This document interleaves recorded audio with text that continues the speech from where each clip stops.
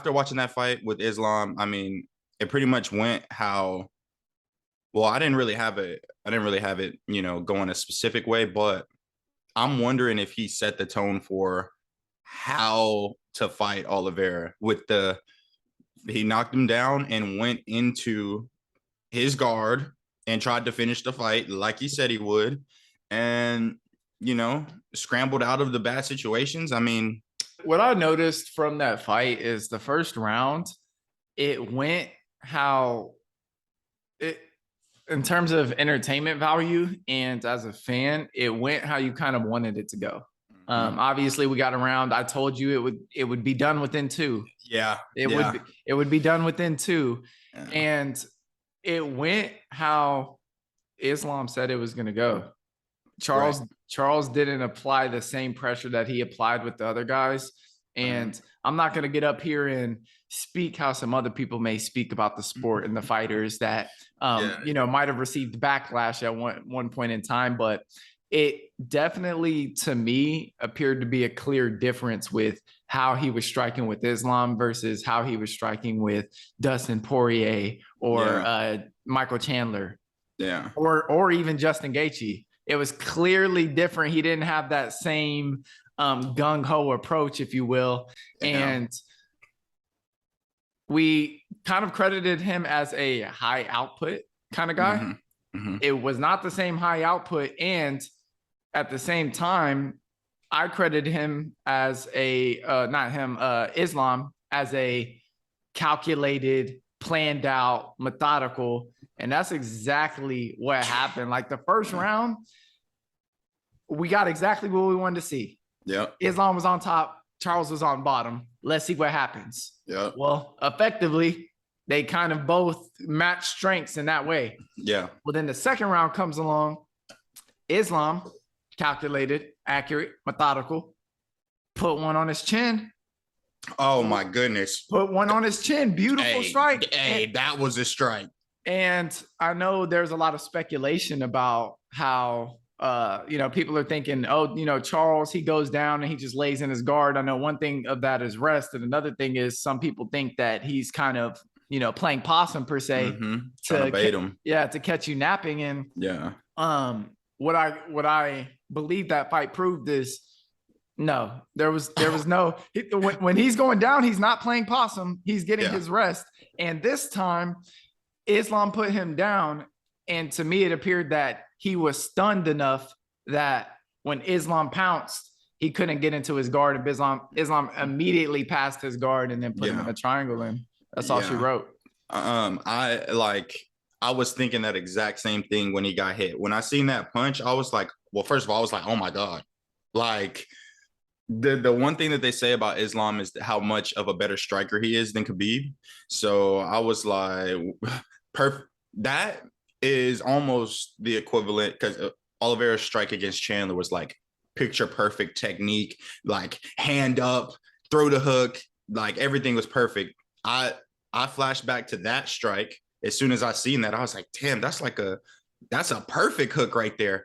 And landed clean. And Oliveira was looking at the stars, bro. And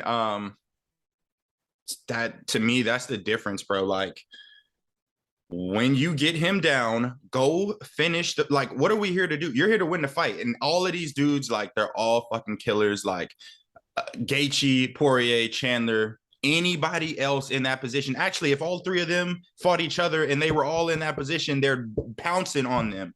And it's just like they had so much respect for Oliveira to a fault that, they didn't go in there. Now, Islam, on the other hand, hey, bump all that. He said, I want to finish him on the ground. He has the most submissions.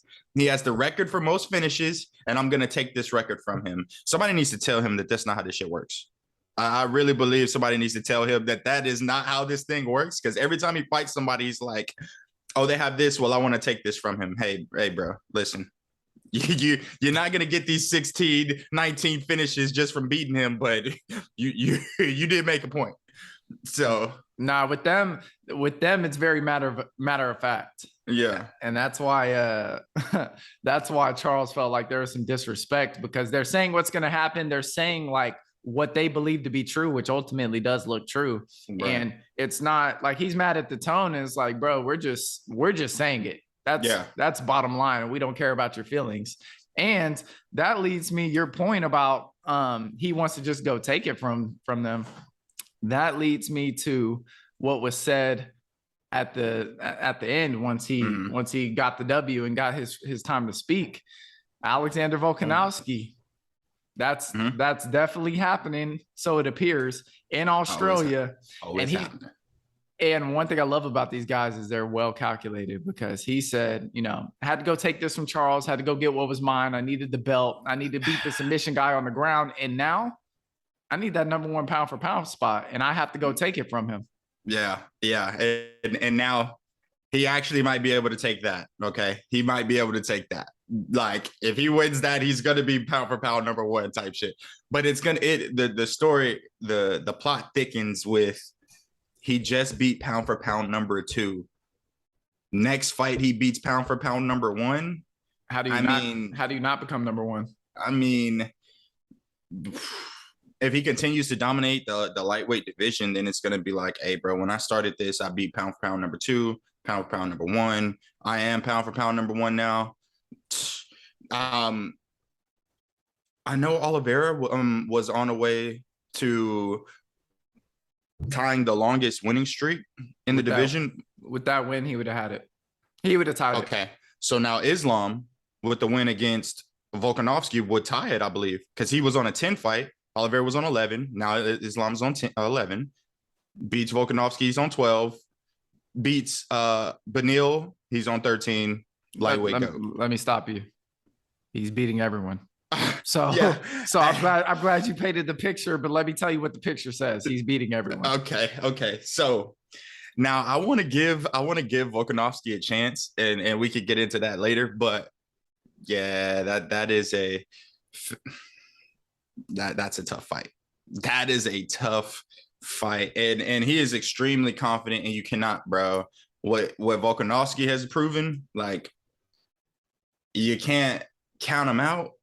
But these guys are different, bro. Like, they are really different, and you can love them, you can hate them, but they are different, bro. It's crazy. It appears that the hype is real. Just in terms of these guys. These guys, the hype is real. Khabib proved it. He told you what was going to happen. They told you what was going to happen, and they came out here and proved it. Yeah, and one thing about Islam, I remember he was actually on the Full Sin podcast, and he said, they asked him if he was like nervous, and he basically said, when you train as hard as I do and when you work as hard as I do, like, there is no nerves. Like when your training camp is this good and your preparation is this good, you're not nervous. So based on that, it's kind of like, then they asked him what is a like, have you ever had it off camp? He said, no, never. And it's just like, okay. And they were like, wow, like, that means every time you're getting better. And he's just like, hey, bro, all the time, every time. No, don't worry. He was actually the calmest person in all of their interviews. And they were speaking about that, but it was, bro, it's because it's written, bro. It is written. And you have the supreme confidence when you have the supreme competence, which is what they have when they're fighting and preparing for the fights. And he said that, I think for this fighting camp, he said Khabib's never pushed him this hard. He said he's like, this guy is crazy what he's making us do. And then he makes us do this, and he's doing it, and he's still training. Like, he's like, Khabib he's a different animal, bro. He's just a madman. Yeah, from one of the greatest fighters ever to looking like going to be one of the greatest coaches ever. It's looking, hey, it's looking pretty good for them. It's looking beautiful. It's a great storyline. And I love and can really appreciate how humble and how like embracing Khabib is of this moment, and saying like, hey, like, I'm the GOAT. If I'm Khabib, I can clearly say that I'm the GOAT. Yeah. But this guy's better than me. And I'm trying to tell y'all that. And when they gave him the speech, he said, I I've been telling y'all. I have been telling y'all like this. Not only is this gonna happen, but this guy is better than me. Yeah. And Islam, after he won the fight, he put the belt on Khabib. He talked for a little bit, put the belt on Khabib, and Khabib like kind of accepted the moment for like maybe 10 seconds or so. And then you could see him, he took the belt off and gave it back to Islam, and he was like, "You take this, brother." Yeah. It's good to see. Like, you could tell he's literally genuinely like happy for him. None of this no, bro, it is not. It is genuine happiness. Like, he burst into that cage and he was like, "Fam, we fucking did it. Like, we're here, and I fucking told y'all." Oh, bro, the energy after they win though, you could just feel it every time. And bro, one thing I think is very interesting and might have to happen for the culture is Islam's gonna just completely barrel through this lightweight division. And he said it in the press conference. He's gonna go fight Alex because he has a mission he wants to accomplish. Right. Assuming these guys are just correct in everything they say, I'm gonna put it that way. He will go accomplish the mission. He said he has to defend the title a couple times because they asked him if he would move up. And then he said, I got to do all this first. And then, it'd probably be good for my legacy to go do that. If he moves up, who would he be fighting? By that time, Usman will be retired. Now, him and Usman are both in the same, they're both managed by the same person. And all of these guys are kind of, it's a situation where they're like very, very close friends. So I'm doubting that they're going to fight each other regardless of the situation. So if I had to take a guess, it would have to be somebody like a Hamzat, bro. And they are very, like, after the fight, there was an embrace from Islam to Hamzat. So that portion looks like it's okay. But there's no, let's be clear, with Islam and with Khabib, they both seem like very respectful, very humble, like type of people. Yeah. I mean, we saw a different side of Khabib when it came to Conor McGregor, but Conor McGregor is the kind of person that's going to pull that out of you. On purpose. He has a press conference where he laid that out. He said, "You talk about me jumping out the cage. What about him talking about my religion? What about him talking about my father? What about him throwing the dolly at the bus?" And he said he almost killed people. Okay. Hey, I feel you. Okay. So I'm bound to go after. And actually, he did say something that led me into his mindset, because all of that is fine and good. Because like, if somebody does all of that, obviously you're gonna want more. But what made me think that this man is crazy is that he said Conor talked so much and all of this shit. He was actually upset that Conor tapped. He said, "If you're gonna do all of this, like, don't tap, brother. Just go to sleep. Like, how are you gonna do all of this and then like surrender like that?" So when he tapped, he made it seem like when Conor tapped, he felt like a rage. Like, how could you do all of this talking and then tap? And then he goes and I need more. Like, I need more. So I'm just like, oh, this guy is crazy, bro. And then he does this. He gives you the same sentiment when he talks about Poirier, how Poirier had him in a guillotine. He's like, "Hey, Poirier is crazy, brother. He had me in a guillotine in front of my father, and he thought I was gonna tap in front of my father? No, sir." Then he just reverses it and submits him, and it's just like, bro, yeah, you're gonna have to put these guys to sleep, bro. You're gonna have to. Yeah, that's what it's coming down to. Yeah, there's no tapping around that way. Shit, I was thinking that Charles Oliveira should have just laid it on down. Yeah, that's what my coach was saying. He was like, well, my coach was a little off base because he thought Oliveira was doing too much talking. And I just thought, at a certain point, you can't just back down or whatever. And Oliveira's been through so much disrespect over his own title reign that it's kind of like reached a boiling point. So I understand where he's coming from, especially when like where he's come from to where he's at now. And he's just like, "Fam, like, I can't be stopped. And you guys think y'all are the shit. So like, no." But He was just basically like, when you do all of that talking, bro, just go to sleep. Like, don't. He basically said, when you tap, you're letting him know that this man is better than me. If you go to sleep, you fought to the very end, and that's it. So he's like, you got to have that kill me mentality. And I'm just thinking, like, fuck, bro. But Islam's already told you that Charles Oliveira, he's seen him quit before, and he said, once you do that, that's always who you are. Yeah, yeah. The difference is everybody that's fought him has said that up until this point, man, and they were not willing to do what it took.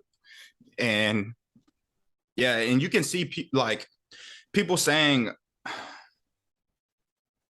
after those 3 fights or after Oliveira's last 3 fights, you can say I've seen crazy transformation. I've seen one of the potentially like the lightweight GOAT, like all of this. Or you can say I've seen a fighter almost lose 3 fights in a row. Like I've seen him almost lose 3 fights in a row. And these other guys are not like, they're doing half of it. It's not mixed martial arts. They're doing Muay Thai basically in there. So it's like, it could go either way, you know, depending on glass half empty, glass half full. I see what you're doing here, but I can't let you do it just because. I mean, if we're going with the almost losing thing, I mean, Khabib almost got tapped out by, or not tapped out, but he almost got submitted by Dustin Poirier, and then we would be having a whole different conversation. So I get what you're saying too, in terms of, you know, 3 times in a row, you know, that's the difference. 3 times in a row. And if you hop into Islam's perspective, it's like, yes, these guys, to your point, are not doing the full martial arts. They don't want to go down there with you. Me, scared. I'm ready to tango. I'm going down there with you. We're going to see what you're made of. Yeah. But you were, man, you're so incredible. I didn't know you could dance as well, because you got to moonwalking and shucking and jiving. And I thought we were talking about Islam and Hamzat. I have a question for you, good sir. Islam and Hamzat, go ahead. If down the road, Islam and Hamzat had to fight each other, which is very possible that they might, who would you have in that fight? Thanks for watching Certified Jesters. If you liked the video, please make sure to give it a thumbs up. Subscribe if you want to see more content like this. And don't forget to ring the bell so you never miss a post.